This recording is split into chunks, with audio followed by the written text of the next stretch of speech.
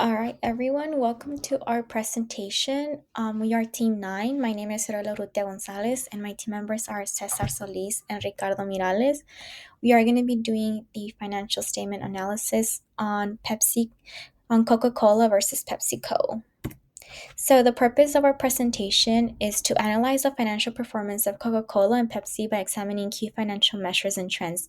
This includes an overview of each company's income statement, balance sheet, and cash flow statement. By analyzing the key financial statements, we aim to provide a comprehensive comparison to help determine which company offers the best investment opportunity. So, for our executive summary, based on our analysis of both companies' financial performance, we discovered that Coca Cola has demonstrated a stronger financial performance and would make a better investment. To determine this, we used dollar and percentage change analysis, component analysis, trend analysis, and ratio analysis.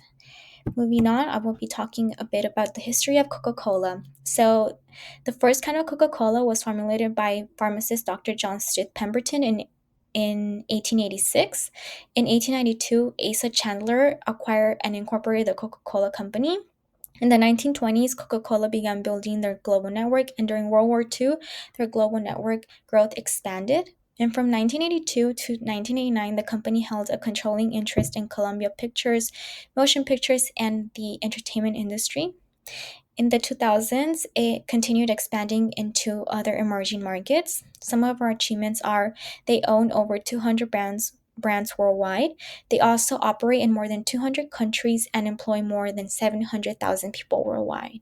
Some of their major products include soft drinks, water and hydration drinks, juices and dairy, and coffee and tea. Moving on to market share and major competitors.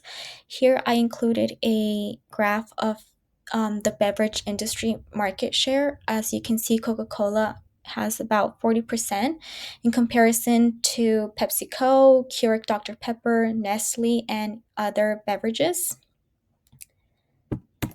Now, the revenue and stock price trends. So, as you can see, the revenue for Coca Cola has increased steadily from 2020 to 2024. In 2024, their revenue was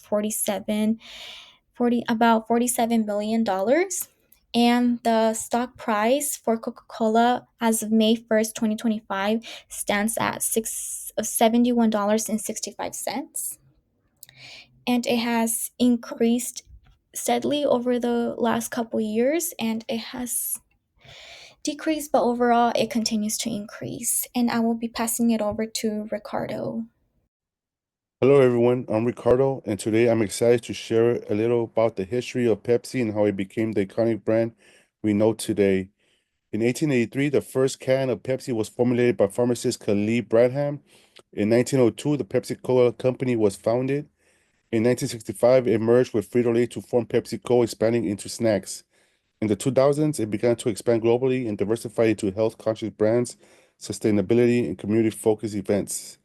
Some of its major products include soft drinks like Pepsi, Mountain Dew, Cerebus, juices and tea like Tropicana, Naked, and Lipton iced tea, water and sports drinks like Aquafina and Gatorade, energy drinks like Rockstar Energy, food like Lay's, Ruffles, Doritos, and Cheetos. Some of its achievements are Pepsi Cola currently owns 23 brands.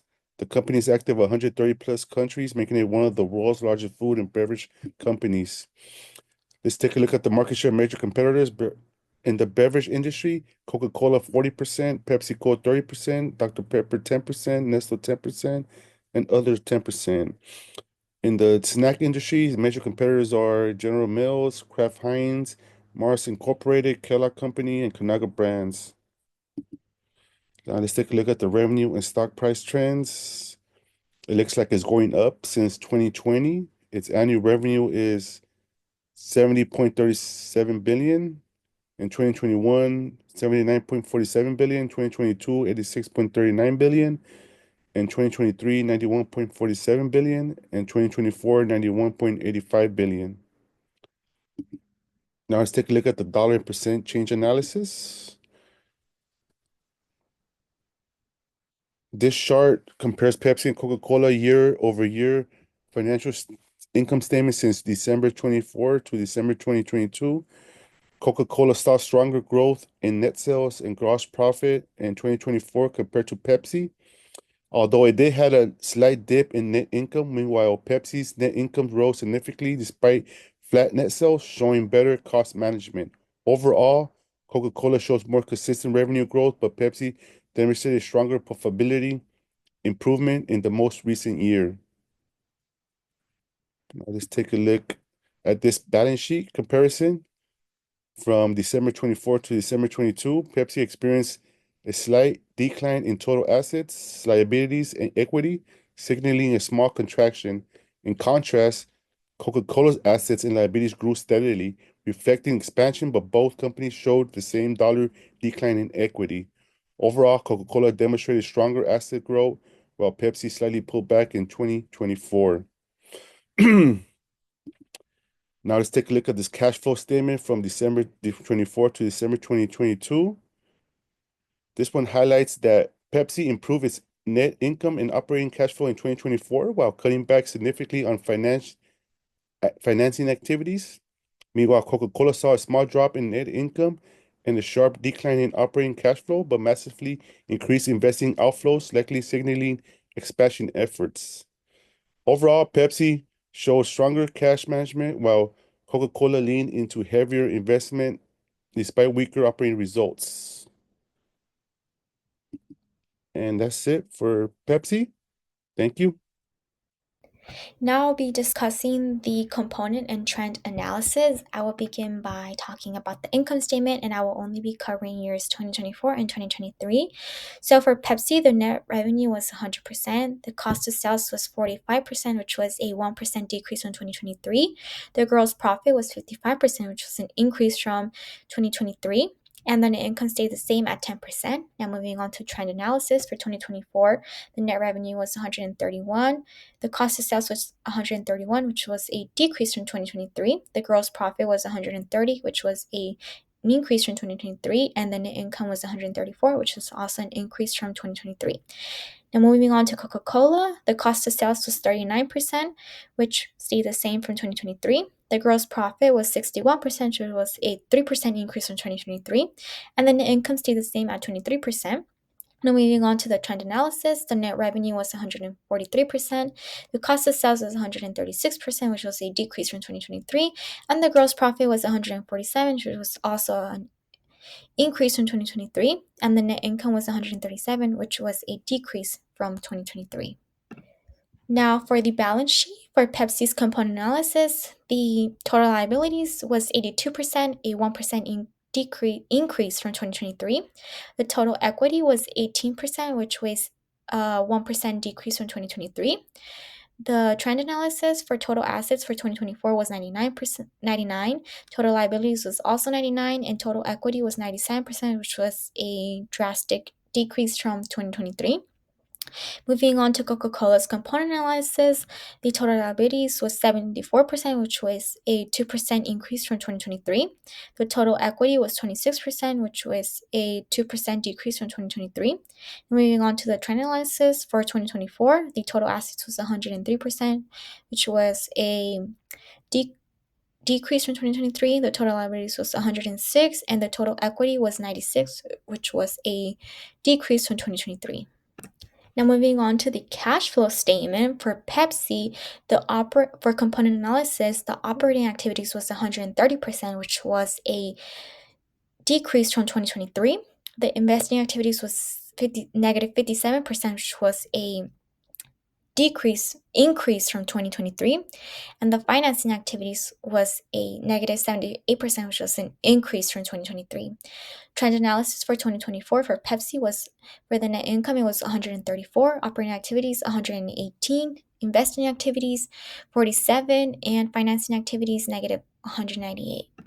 Now, for Coca-Cola's component analysis for the year 2024, the operating activities was 64%, which was an decrease from 2023. The investing activities was 24%, which was an increase from 2023. And the financing activities was negative 65%, which was an increase from 2023. Now moving on to the trend analysis for 2024 for Coca-Cola, the net income was 137, the operating activities was 69, and the investing activities was negative 71. Finally, the financing activities was 86%, which was a decrease from 2023. And that's it. I will be passing it on to Caesar.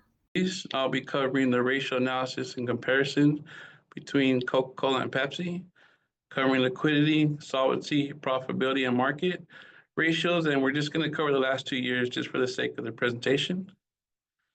Liquidity analysis, starting with Pepsi, working capital in 2023 was a negative 46.97, and then a higher negative in 24 at 57.10. Coca Cola was at a 31.61 in 23, but then went down to 7.48 in 24. Current ratio analysis for Pepsi in 23 was at a 0.85 and then down to a 0.82 in 24. Coca Cola was at a 1.13 in 23 and then down to a 1.03 in 24. Current ratio for Pepsi in 23 was at a 0.68 and then down to a 65 in 24. Coca Cola was at a 0.95 in 23, but then went down to a 0.84 in 24. Solvency analysis, debt ratio for Pepsi in 23 was at a 0.81 and then went up slightly in 24 to 0.82. Coca Cola was at a 0.72 in 23 and then went up slightly to a 0.74 in 24. Interest coverage for Pepsi in 23 were at a 14.63 and then 24 at a 14.02, where Coca Cola was half of what Pepsi was at in 23 at 7.41, then even lower in 24 at 6.03. Profitability analysis for Pepsi in 23, they were at 54.21% and then 24 at a 54.5%. Coca-Cola was at 59.5% in 23 and then 24 at a 61.06. Return on assets ratio for Pepsi in 23 was at 12.4% and then at 12.89% in 24. Coca-Cola was at 11.8% in 23 and then down to 10.08 in 24. Return on equity for Pepsi in 23, they were at 66.7%, then 24 at a 70%. Coca-Cola had a 42.4 in 23% and then 37% in 24. Price earning ratios for Coca-Cola this time in 23, they were at 23.86% or 23.86, and then 24 at 25.31. Pepsi was at 25.08 in 23, and then they went up to 21.88 in 24. Dividend yield for Coca-Cola in 2023, they were at 3.12%, and then again 3.12% in 24. Or Pepsi was at 3.0% in 23 and 3.5% in 24. Findings and recommendations for Coca-Cola. They have maintained a higher net income margin over the past 5 years. They recently reported a current ratio of 1.03, indicating a healthy ability to meet short-term obligations compared to Pepsi. The company has sustained lower debt ratio over the last 5 years as well. Their return on assets has been lower than Pepsi's, while they have a higher PE or price to earnings ratio, indicating a higher market expectation. Recommendations for Coca-Cola: in order to raise their return on assets, the company should invest in other product lines or markets where the asset returns are stronger. Expand to emerging markets to increase revenue diversity. And an example is just to branch out in the snack industry, something that Pepsi's already been doing. All right, findings for Pepsi. They show a higher overall revenue due to a broader product mix, just as we just mentioned. In 2024, they did report a current ratio of 0.82, indicating a high resilience in short-term financing. Over the last 5 years, they maintained a high return on assets, showing its uses assets for more efficiency to generate profits. The company has sustained a higher debt ratio over the last 5 years as well, indicating a higher percentage of assets financed by debt. The recommendation in the short term is just to reduce their short-term liabilities to improve liquidity, reduce debt levels to lower financial risk, and then take advantage of a strong assets efficiency and broad product range to drive growth. Investment recommendation at this time, we have to go with Coke. After analyzing the performance of both companies, we found that Coke had a better investment opportunity. They just have a strong finance performance. Over the past 5 years, the company has maintained higher net income margins, higher current ratios, lower debt ratios, and a higher PE ratio. Both companies are leaders in the industry, but Coca-Cola's profitability, liquidity, and lower resilience on debt make it an attractive choice for investors seeking financial strength and long-term stability. All right, thank you everybody for listening to our presentation. If there's any questions, we'll take them at this time. Thank you.